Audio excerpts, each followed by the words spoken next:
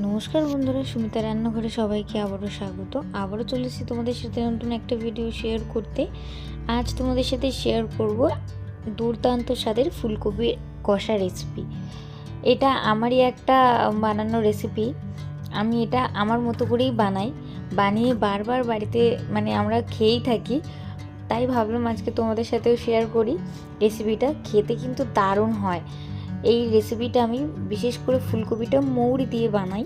তোমরা কিন্তু অবশ্যই একবার ভিডিওটা শেষ পর্যন্ত দেখে বাড়িতে ট্রাই করে দেখো। সবার প্রথমে আমি ফুলকপি আর আলুটা কেটে নিয়েছি। কেটে নিয়ে জলের মধ্যে লবণ আর হলুদ দিয়ে চাপা দিয়ে বেশ ভালো করে সিদ্ধ করে নেব। এবারে একটা মশলার পেস্ট রেডি করব। নিয়েছি আমি কয়েক কোয়া রসুন, অল্প একটু আদা আর 1 চামচের মতো মৌরি ভালো করে বেটে নিয়েছি। এবার কড়াইতে বেশ কিছুটা সাদা তেল দিয়ে এবার ফুলকপি আর আলুটা আমি বেশ লাল লাল করে ভেজে নেব। আর এখানে ফুলকপি আর আলুটা আমি পুরোপুরি সিদ্ধ করে নিয়েছি। দেখো, ফুলকপি আর আলুটা একটু লাল লাল হয়ে এসছে, এবার তুলে নেব। এবার ওই তেলের মধ্যে আমি ফোড়নে দিলাম গোটা জিরে, গোটা গরম মশলা। ফোড়নটা ভাজা হয়ে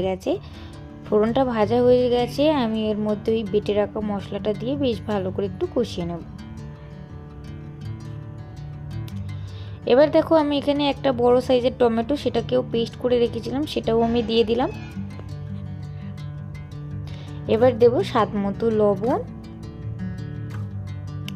আর দেব স্বাদ মতো লঙ্কার গুঁড়ো, আর অল্প একটু হলুদ গুঁড়ো, আর দেব 1 চামচের মতো জিরে গুঁড়ো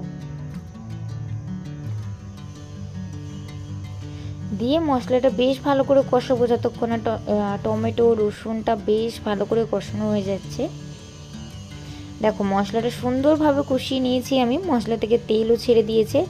এবার এর মধ্যে দেব আমি পেঁয়াজ কুচি, আর পেঁয়াজটাকে আমি একটু চার কোনা করে কেটে নিয়েছি। আর দিলাম ক্যাপসিকাম কুচি। ক্যাপসিকামটাও আমি পেঁয়াজের মতো ছোট ছোট করে 4 কোনা করে কেটে নিয়েছি। এই রান্নাতে পেঁয়াজ আর ক্যাপসিকামটা কিন্তু গোটাই থাকবে, এদেরকে বেশি কষিয়ে নরম করা যাবে না। এটা কিন্তু খেতে মারাত্মক লাগে। এবার পেঁয়াজ আর ক্যাপসিকামটা একটু ভালো করে মশলার সাথে ভেজে নিয়ে আমি আলু ফুলকপি ভাজাটা দিয়ে আবারও বেশ 2-4 মিনিট ভালো করে কষিয়ে নেব।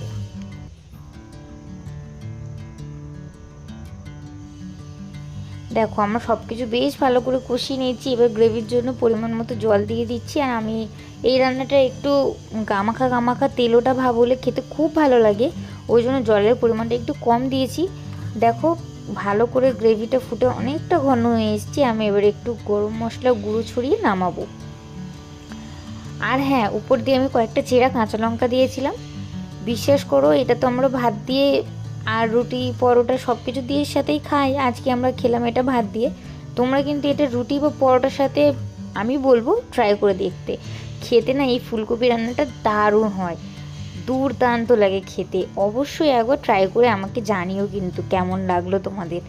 আর আমার এই ভিডিওটি যদি ভালো লাগে তাহলে কিন্তু like, comment, share and subscribe করতে ভুলো না। আবারও দেখা হবে নতুন কোনো ভিডিওর সাথে। ততক্ষণ সবাই সুস্থ থাকবেন, ভালো থাকবেন। ধন্যবাদ।